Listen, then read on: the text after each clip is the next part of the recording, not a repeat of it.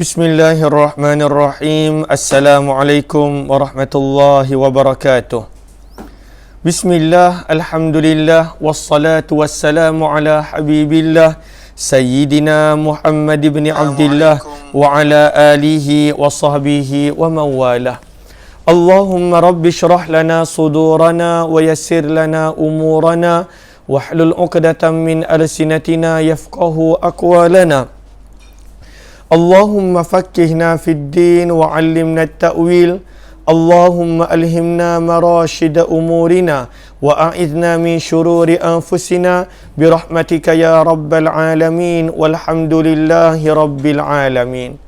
Alhamdulillah thumma alhamdulillah. Apa khabar sahabat-sahabat semua? Kita bertemu dalam program Sejarah Mekah siri yang ke-15 bersama dengan saya Umar Aziz, bersempena dengan musim haji, bersempena pada waktu biasa pada tahun-tahun sebelum ini, sebelum datangnya wabak yang melanda ini, telah bermulanya keberangkatan ataupun persediaan para jemaah haji untuk menjadi tetamu Baitullah.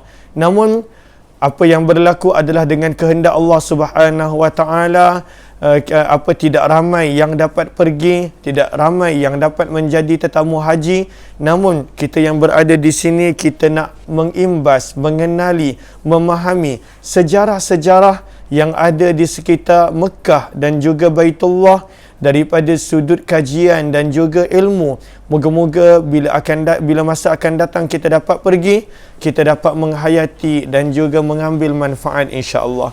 Lalu ahlan-ahlan kepada sahabat-sahabat yang bersama: Nur Hayati Yahya, Zaliha Kamaruddin, Samzia SBT, Galik Spirit, Nasirun Ori, Nur Rohida Abdul Rahman, Galik Spirit, Ummi Zayhadi, Rohani Diani, Nurazia Mukhtar, Nurisah Wan Hassan, Fauzan Muhammad, kemudian Amida Rauda, Wan Nasra Wan Ismail, Hasiyah Nun, Jamaliyah Manab, Zaharah Alias, Izan, Salabiyah Sa'ad, Mu'uda Ahmad, Rosna Sharif, kemudian Ruzia Ma'arub, kemudian Syamsiah Salih, Izan, dan juga Nazifah Abdullah, Rujilah Muhammad Yusuf, Zakiah Muhammad Nin, Zimah Dun, dan juga semua sahabat-sahabat yang lain. Apa kata?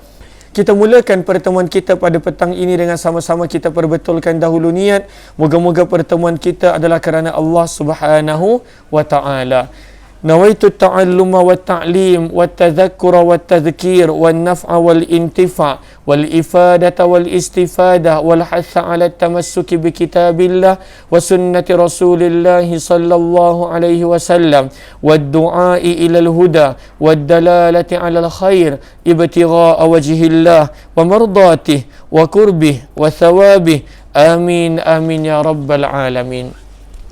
Lalu pada sejarah Mekah semalam, kita telah berkongsi tentang tempat tawaf ataupun dikenali sebagai Al-Mataf dan juga adab-adab ketika mana bertawaf.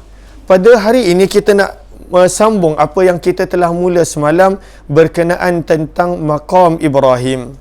Maka kita telah kongsikan definisi maqam, apakah maksudnya, iaitu tempat berpijak. Kenapakah dikenali sebagai Maqam Ibrahim? Kerana di situlah, di batu itulah Nabi Ibrahim telah berpijak ketika mana pembinaan Baitullah Kaabah bersama dengan anak baginda Ismail. Lalu Ismail ambil batu, berikan kepada ayahnya, ayah dia susun, Nabi Ibrahim susun. Nabi Ismail paskan batu, Nabi Ibrahim susun. Dan ketika mana meningginya pada waktu itu binaan, automatik batu Maqam Ibrahim, tempat Nabi Ibrahim berpijak itu menjadi meninggi. Lalu sebab itu disebutkan di sini kelebihan Maqam Ibrahim. Apakah antara kelebihan-kelebihan Maqam Ibrahim? Okey, ini kita telah kongsikan semalam juga. Yang pertama, diperintahkan oleh Allah pada surah Al-Baqarah, surah yang kedua, ayat 125, "Wattakhidhu mim maqami Ibrahim musalla", untuk kita salat menghadap ke arahnya. Lalu sebab itu ketika mana selesai sunat tawaf, maka digalakkan untuk solat di belakang Maqam Ibrahim untuk beramal dengan firman Allah yang ada dalam surah Al-Baqarah ayat 125 yang kita telah baca semalam. Kemudian dibawakan riwayat daripada Jabir yang ada dalam riwayat Muslim ketika mana Jabir bin Abdullah menerangkan tentang amalan perbuatan haji baginda Rasulullah sallallahu alaihi wasallam. Kata Jabir, bila Nabi sallallahu alaihi wasallam selesai tawaf 7 pusingan, maka Nabi akan pergi ke Hajarul Aswad.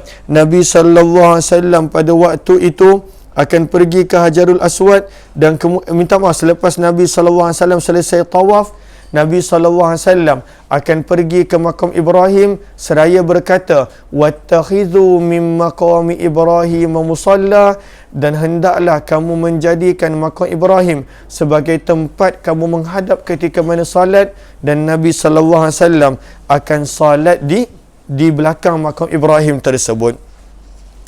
Kemudian kita telah kongsikan juga bahawa makam Ibrahim ini merupakan salah satu daripada batu-batu syurga berdasarkan riwayat yang dibawa dalam kitab Sunan Kubra lil Baihaqi.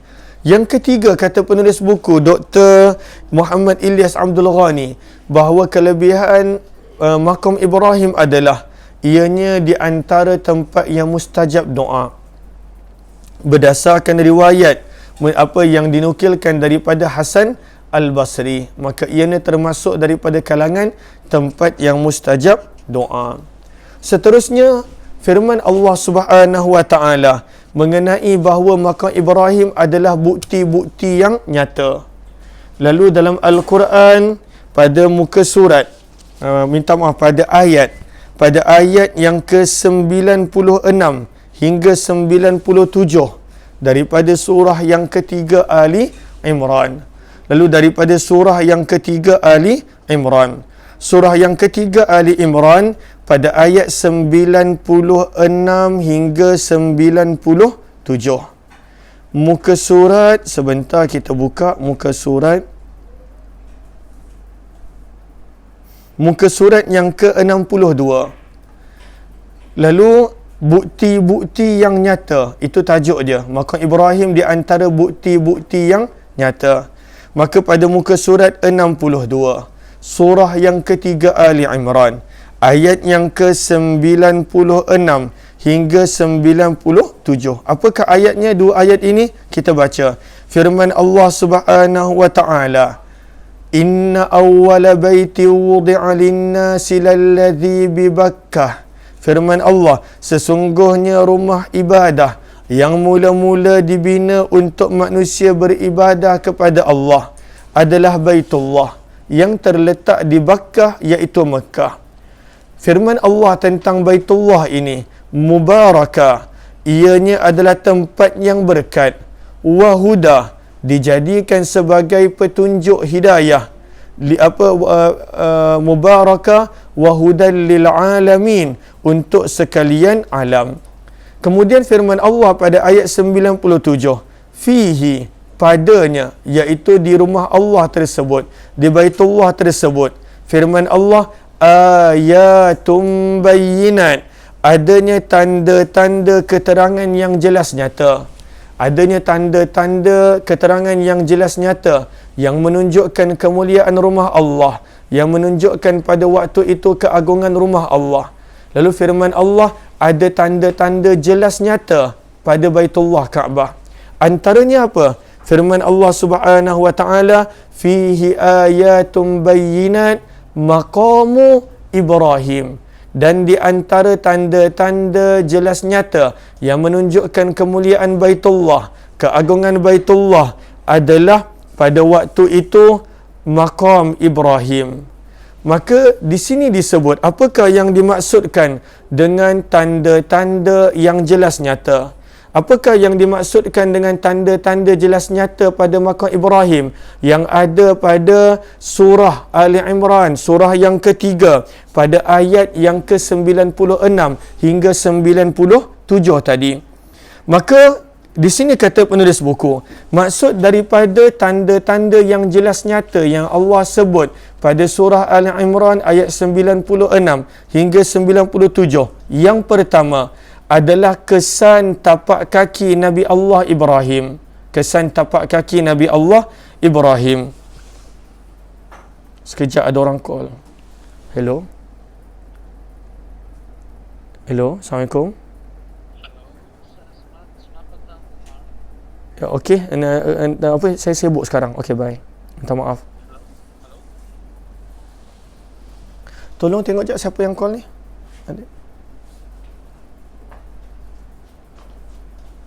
Okey, kejap. Dong call. Buka balik lampu tu. So adik call. Cakap apa, ada kuliah. Minta maaf. Allahumma salli ala sayyidina, sebab dia call banyak kali. Okey. Tanya dia atas urusan apa. Okey, lalu antara tanda-tanda yang jelas. Yang pertama adalah kesan tapak kaki Nabi Allah Ibrahim. Abu Talib pernah berkata, kesan tapak kaki Nabi Ibrahim itu ialah kesan tapak kaki tanpa alas. Kesan tapak kaki tanpa alas. Call. Ha? Okey. Allahumma salli ala sayyidina. Jumpalah Didik, cakap dia minta maaf sebab tadi tengah dalam live program. Masih tengah live. Okey. Tapi dia call banyak kali. Okey, kata Abu Talib, bahawa dibawakan riwayat di sini dalam akhbar Mekah lil Fakihi. Dinukilkan riwayat Abu Talib bahawa kesan tapak kaki Nabi Allah Ibrahim yang ada pada makam Ibrahim adalah kesan tapak kaki tanpa alas. Tak ada alas, tak berlapis, bukannya kasut, bukannya pada waktu itu menggunakan terompah, tidak. Kesan tapak kaki Nabi Allah Ibrahim direct tanpa sebarang alas. Okey. Lalu ini riwayat daripada Abu Talib yang dinukilkan dalam akhbar Al-Fakihi. Seterusnya, kemudian juga diketahui bahawa ternyata tapak kaki Nabi SAW mirip dengan tapak kaki datuk baginda moyang baginda Nabi Ibrahim. Riwayat ini dinukilkan daripada daripada Jaham bin Huzaifah Al-Qurshi. Siapakah nama perawi? Jaham, Jim Hamim, Jaham bin Huzaifah Al-Qurshi. Kata Jaham bin Huzaifah Al-Qurshi, beliau sempat ketika mana pembinaan Baitullah pada usia Nabi 35 tahun. Dan beliau pada waktu itu berkata, ketika mana pembinaan Kaabah oleh orang Quraisy, maka sungguh aku tidak pernah melihat sesuatu yang mirip seperti miripnya tapak kaki Nabi dengan tapak kaki Nabi Ibrahim yang kami lihat di makam. Maka saiz tapak kaki baginda Nabi SAW adalah sama seperti mana saiz tapak kaki Nabi Allah Ibrahim. Kita dah tunjuk gambar dia semalam.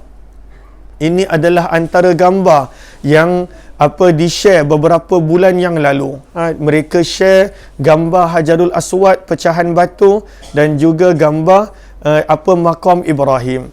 Maka kata Jaham bin Huzaifah Al-Qurshi bahawa saiz tapak kaki Nabi SAW adalah lebih kurang sama dengan tapak kaki Nabi Allah Ibrahim moyang baginda. Sebab itu dinukilkan di sini, sahabat-sahabat kena faham ditutup dengan binaan hanya kebelakangan ini. Pada zaman Nabi, pada zaman Quraisy, pada zaman para sahabat, tempat makam Ibrahim adalah tempat yang tidak tertutup, boleh disentuh, tidak ada binaan padanya. Maka disebutkan di sini, berkatalah salah seorang sejarawan Tahir Al-Kurdi yang meninggal dunia pada tahun 1400 Hijri. Beliau menyebut bahawa makam Ibrahim yang padanya terletak kesan tapak kaki baginda Nabi Ibrahim, ianya memiliki kedalaman lebih kurang 10 cm. Kawasan tu dalam, lebih kurang 10 cm. Dan kemudian panjang tapak kaki Nabi Allah Ibrahim itu kesannya lebih kurang 22 cm dan lebarnya lebih kurang 11 cm. Namun kata Tahir Al-Kuldi bahawa tidak kelihatan bekas jari jemari di situ. Kenapa? Disebabkan kerana makam ini dulunya terbuka. Ianya kawasan terbuka. Orang boleh sentuh, orang boleh pada waktu itu masukkan kaki dia, orang pada waktu itu boleh usik, boleh pegang dan sebagainya. Maka pada waktu itu sering disentuh orang. Ini menunjukkan bahawa kawasan ini adalah kawasan terbuka pada zaman sebelum kedatangan baginda, pada zaman Nabi SAW, bahkan pada zaman sahabat Nabi SAW. Maka ini yang pertama, menerangkan tentang maksud ayatum bayyinat, tanda-tanda yang jelas. Apakah tanda-tanda yang jelas daripada makam Ibrahim? Yang pertama, kesan tapak kaki Nabi Ibrahim alaihi salatu wassalam. Yang kedua, naiknya makam Ibrahim setiap kali bertambah tingginya bangunan Kaabah. Maka ketika mana Nabi Ibrahim bina Kaabah, dan kita tahu Kaabah itu binaannya tinggi, maka setiap kali binaan itu makin meninggi, batu makam Ibrahim yang ada ini, ia automatik akan jadi meninggi. Ia automatik akan jadi meninggi. Ia akan jadi tinggi. Setiap kali binaan itu tinggi. Saiz dia sama, tetapi automatik ianya akan jadi meninggi. Umpama lift. Yang ini adalah mukjizat Nabi Allah Ibrahim alaihi salatu wassalam.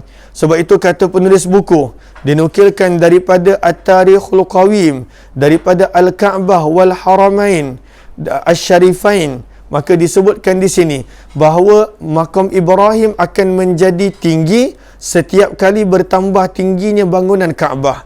Menurut sejarawan Tahir Al-Kurdi, bahawa makam Ibrahim tingginya hanya 20 cm. Dia batu. Batu itu hanya 20 cm. Namun atas mukjizat dan kekuasaan Allah, ia dapat naik turun sesuai dengan keperluan tinggi ataupun rendah pembangunan Baitullah Kaabah. Maka batu tu yang kita panggil sebagai makam Ibrahim, dia punya ketinggiannya 20 cm je.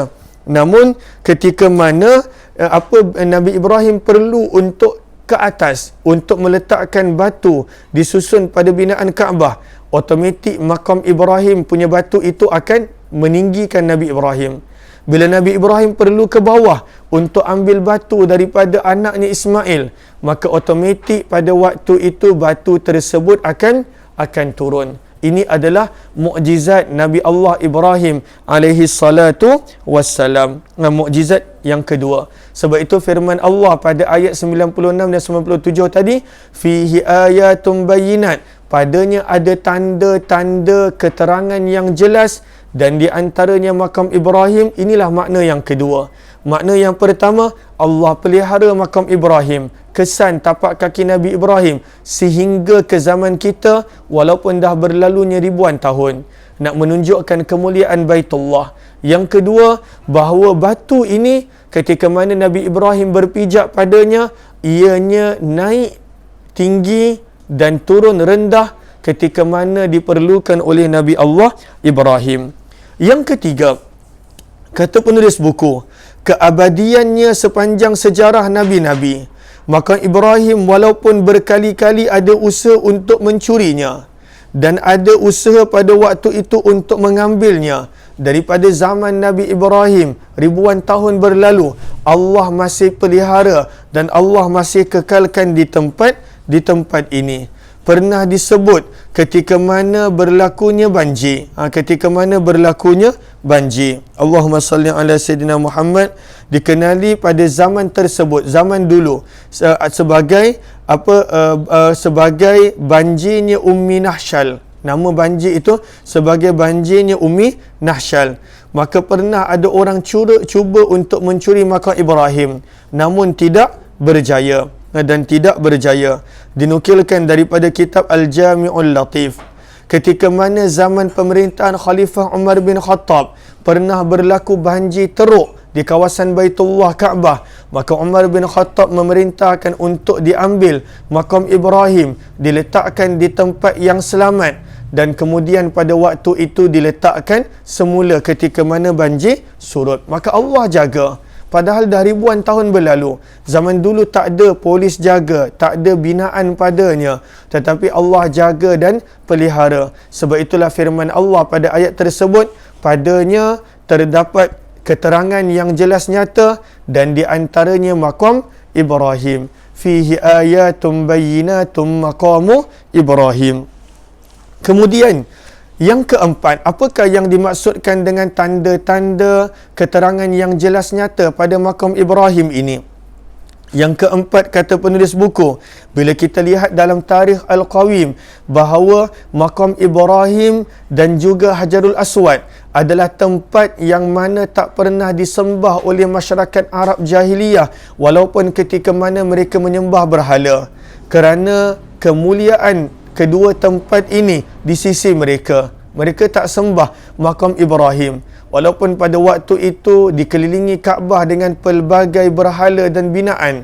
Akan tetapi orang Arab tidak pernah menyembah makam Ibrahim. Kenapa? Kata penulis buku, hal ini merupakan penjagaan daripada Allah, dan kerana pada waktu itu mereka menghormati Hajarul Aswad dan juga mereka menghormati akan makam Ibrahim. Lalu sebab itu tak pernah disembah.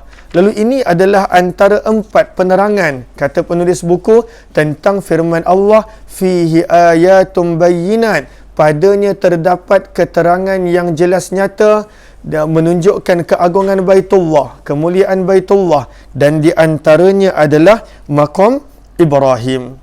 Okey. Asal binaan makam Ibrahim yang sempat kita lihat gambar.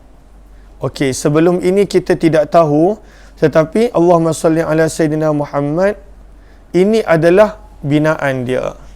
Ini adalah binaan dia, besar binaan dia. Asal binaan makam Ibrahim adalah besar. Yang mana makam Ibrahim dibina bentuk begitu. Kita telah tunjukkan semalam. Kemudian Allahumma salli ala Sayyidina Muhammad, gambar lain. Ini sebenarnya untuk makam Ibrahim. Adanya pintu, adanya pada waktu itu atap. Ini adalah binaan yang besar. Okey. Allahumma salli ala Sayyidina Muhammad. Okey. Kotak makam Ibrahim. Asalnya makam Ibrahim berbentuk begini. Sehinggalah ketika mana pada tahun 1387 Hijrah. 1387 Hijrah. Yang bersamaan dengan tahun 1867 Masihi. Pada tahun 1867 Masihi, maka Rabitah Alam Al-Islami, Rabitah Alam Al-Islami, iaitu organisasi persatuan dunia Islam, mereka pada waktu itu mencadangkan agar binaan ini ditukar dengan binaan yang ada pada zaman kita. Ditukar. Bila? Pada tahun 1867 Masihi.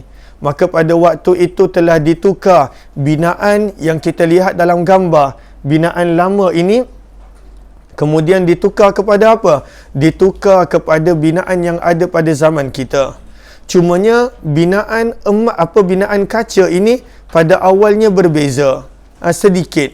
Sehinggalah Raja Fahad telah memerintahkan supaya pada waktu itu dibuat kotaknya yang dilapisi dengan emas, dan juga kacanya yang mana tebalnya lebih kurang 10 mm, yang tahan panas dan juga anti pecah. Kaca makam Ibrahim tu dia anti pecah dan juga dia tahan panas. Dan kemudian kita nampak kebanyakan binaannya disaluti dengan emas. Maka telah siap pada tahun 1418 Hijrah, 1418 Hijrah, atas perintah Raja Fahad telah siap makam Ibrahim yang kita lihat pada zaman kita, dan pada waktu itu biayanya lebih kurang, Allahumma salli ala Sayyidina Muhammad, biayanya lebih kurang 2 juta rial Saudi pada tahun 1418 Hijrah. Sekarang kita berada pada 1442 Hijrah. Maka ini adalah kisah tentang makam Ibrahim. Adakah disunat untuk mengucup ataupun mengusap makam Ibrahim? Maka sebenarnya tidak disunatkan. Sebab itu di sini dibawakan beberapa riwayat daripada kata-kata Abdullah bin Zubair dan juga daripada kata-kata Qatadah. Antaranya dinukilkan daripada kata-kata Abdullah bin Zubair yang ada dalam riwayat akhbar Mekah lil Fakihi. Kata Abdullah bin Zubair, ketika mana melihat pada waktu itu orang-orang mengerumuni akan makam Ibrahim, Maka kata Abdullah bin Zubair radhiyallahu ta'ala anhu, wahai manusia, kalian tidak diperintahkan untuk mengusapnya, tetapi kalian diperintahkan untuk salat menghadap kepadanya. Kerana itu memang surah Al-Baqarah ayat 125.